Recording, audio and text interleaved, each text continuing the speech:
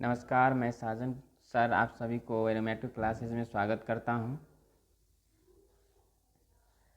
मैंने इससे पिछले वीडियो में आप लोगों को क्लास 12th के केमिस्ट्री का सरफेस केमिस्ट्री का पार्ट 1 वीडियो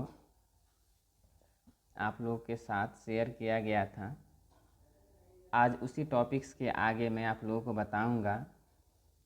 कृपया इस वीडियो को शुरू से अंत तक देखें, क्योंकि जब तक आप शुरू से अंत तक नहीं देखेंगे समझ में नहीं आएगी। जो भी स्टूडेंट सरफेस केमिस्ट्री का पार्ट 1 का वीडियो नहीं देखा है वो आप लोग पहले देख ले, उसके बाद यह पार्ट 2 देखें, क्योंकि पार्ट 1 देखने के बाद ही आपको पार्ट 2 समझ में आएगी। तो चलिए, आज का टॉपिक है difference between adsorption and absorption. Adsorption meaning क्या है? अधिशोषण। एब्जॉर्प्शन का मीनिंग क्या है? अवशोषण। मैंने एडजॉर्प्शन के बारे में और एब्जॉर्प्शन के बारे में पूरी डिटेल से बताया था, लेकिन फिर मैं आज रिपीट कर दे रहा हूँ। एडजॉर्प्शन क्या है? यानी कि किसी ठोस या द्रव के सतह पर किसी अन्य वस्तु अगर आकर सतह पर ही इकट्ठा हो जाता है तो उसको हम लोग क्या कहते हैं? अधिशोषण कहते हैं। अब एब्जॉर्प्शन क्या है?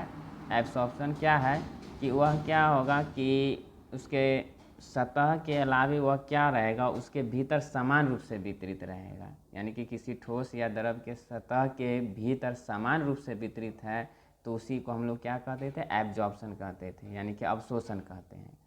तो आज हम लोग क्या पढ़ने वाले हैं? अधिशोषण तथा अवशोषण के बीच अंतर, यानी difference between adsorption and absorption. तो इसके में डिफरेंस क्या है?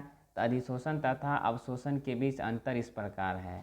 तो अधिशोषण केवल ठोस तथा द्रव के सतह पर होता है, यानी कि अधिशोषण जब भी होगा तो कोई भी वस्तु किसी ठोस या द्रव के सतह पर ही होता है, जबकि अवशोषण क्या होता है? ठोस तथा द्रव के आंतरिक भाग में होता है, यानी कि उसके भीतर में होता है। लेकिन अधिशोषण क्या होता है? उसके सतह पर ही होगा।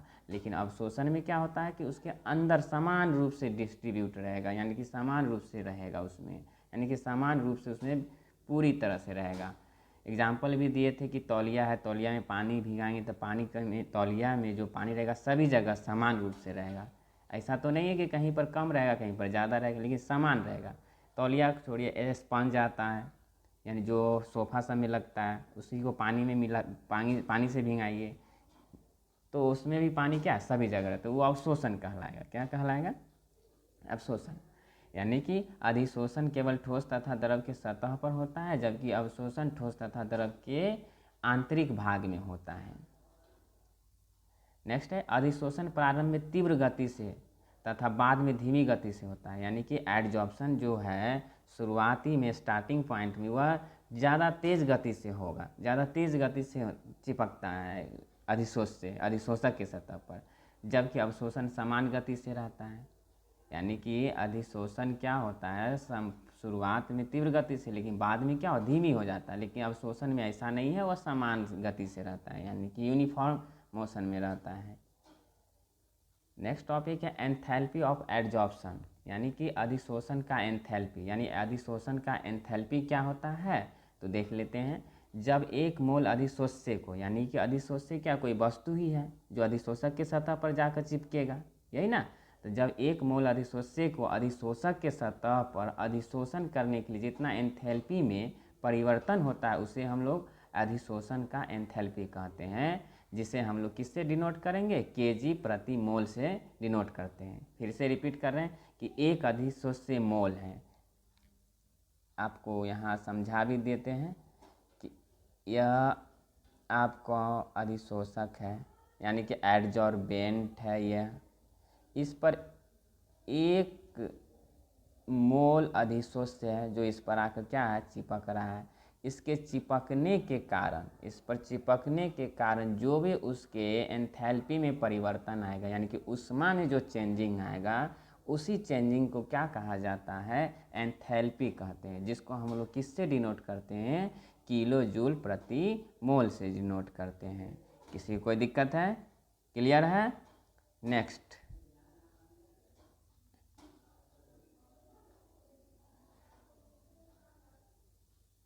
नेक्स्ट है टाइप्स ऑफ, नेक्स्ट है आप लोग का types of adsorption on the basis of the nature of force between adsorbate and adsorbent, यानी types of adsorption and on the basis of the nature of force between absorbate and adsorbent.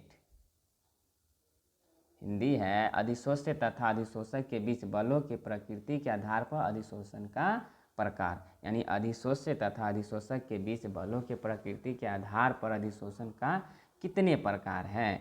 तो अधिशोष्य तो बता दिए कि वैसे वस्तु जो किसी ठोस या सतह पर जाकर चिपकता है उसी को हम लोग क्या कहते हैं, अधिशोष्य कहते हैं। और जो वस्तु यानी कि जो वस्तु जिस पर जाकर चिपकेगा, यानी कि जिस वस्तु पर जाकर वह चिपकता है, यानी कि जो पर जाकर चिपका उसको हम लोग क्या कहते हैं, अधिशोषक कहते हैं। अब आती अधिशोष्य तथा अधिशोषक के बीच बलों की प्रकृति के आधार पर अधिशोषण को दो भागों में बांटा गया है।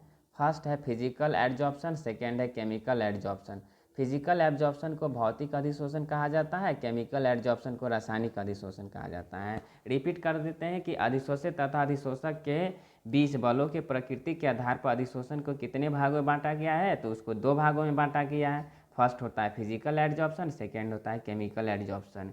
फिजिकल एब्जॉर्प्शन को हिंदी में क्या कहा जाता है, भौतिक अधिशोषण, और केमिकल एब्जॉर्प्शन को क्या कहा जाता है, रासायनिक अधिशोषण। अब बात आता है कि फिजिकल एब्जॉर्प्शन क्या है, केमिकल एब्जॉर्प्शन क्या है। तो फिजिकल एब्जॉर्प्शन उसको कहते हैं कि जब अधिशोष्य तथा अधिशोषक के बीच कमजोर वांडर वाल फोर्स लगता है, यानी कि अधिशोष्य और अधिशोषक के बीच कमजोर वांडर वाल फोर्स लगेगा, यानी कि कमजोर मतलब बहुत ही नाजुक, जो तुरंत टूट कर हट जाएगा। तो जब अधिशोष्य तथा अधिशोषक के बीच कमजोर वांडर वाल फोर्स लगता है तो उसको हम लोग भौतिक अधिशोषण या फिजिकल एब्जॉर्प्शन या फिजियोजॉर्प्शन कहते हैं। कोई दिक्कत। नेक्स्ट केमिकल एब्जॉर्प्शन क्या है, तो केमिकल एब्जॉर्प्शन उसे कहा जाता है जब अधिशोष्य तथा अधिशोषक के बीच रासायनिक बंधन बनता है, यानी कि केमिकल बॉन्ड बनता है। तो केमिकल बॉन्ड तो मजबूत होता है, तो केमिकल बॉन्ड जिस अधिशोष्य और अधिशोषक के बीच बनता है उसको हम लोग केमिकल एब्जॉर्प्शन या रासायनिक अधिशोषण कहते हैं। फिजिकल एब्जॉर्प्शन है यानी कि जब अधिशोष्य तथा अधिशोषक के बीच कमजोर वांडर वाल फोर्स लगता है तो इस प्रकार के अधिशोषण को भौतिक अधिशोषण कहते हैं। यानी अधिशोष्य तथा अधिशोषक के बीच वांडर वाल की कमजोर वांडर वाल फोर्स लगे तो उसी को हम लोग फिजिकल एब्जॉर्प्शन कहते हैं, यानी कि भौतिक अधिशोषण कहते हैं। नेक्स्ट है रासायनिक अधिशोषण यानी कि केमिकल एब्जॉर्प्शन। तो जब अधिशोष्य तथा अधिशोषक के बीच रासायनिक बंधन बनता है यानी कि केमिकल बॉन्ड बनता है तो इस प्रकार, यहाँ पर इस प्रकार है, टाइपिंग में मिस्टेक हो गया है, इस प्रकार है, इस प्रकार के अधिशोषण को रासायनिक अधिशोषण कहते हैं।